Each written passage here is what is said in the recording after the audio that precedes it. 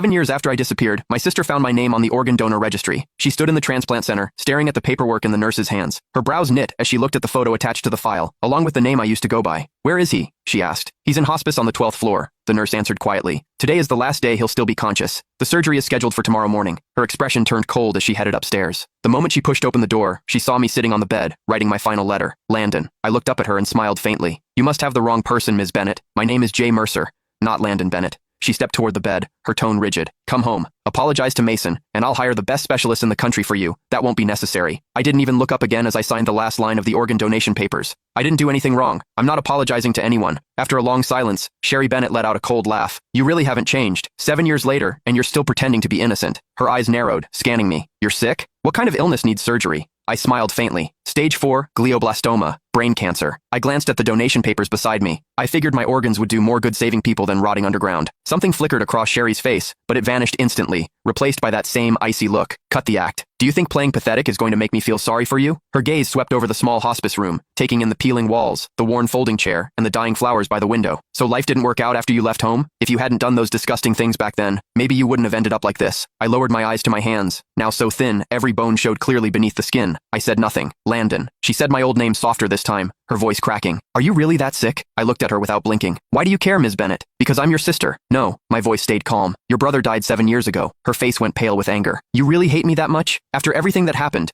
Are you seriously pretending you weren't the one who enough?" I cut her off. "You didn't come here to dig up the past. Say what you actually came to say." She opened her mouth, then hesitated, completely speechless. I gave a soft laugh. "Let me guess. Mason needs a new liver, doesn't he?" Sherry didn't answer. She didn't have to. The way her eyes avoided mine told me everything. I leaned back against the hospital bed, laughing under my breath. "So, that's it. After 7 years, he finally remembered he had an older brother. Today, you came here to ask for my liver?" "Not ask," she corrected sharply. "It's your duty. You agreed to donate before, and Mason needs you again now. He's your brother." I stared at her, amused by how ridiculous she sounded. "Sherry, when you kicked me out 7 years ago, why didn't you remember I was his brother then?" "That was your own fault," she snapped. "If you hadn't done those horrible things to Mason, if you hadn't framed him, I never would have kicked you out." Her voice shook with fury. "You're still lying. Still acting innocent. You think disappearing for 7 years erased what you did?" I slowly closed my eyes as numbness spread through my chest. Even now, she never doubted him. To her, I was always the villain. "Please leave. I need to rest." She grabbed my shoulder hard enough to hurt. "Listen carefully. Mason needs your liver." I opened my eyes, looking at her calmly. "Then he can wait for someone else. My organs are already promised to strangers." Her whole body shook with anger. "How can you be so heartless? Mason saved my life back then.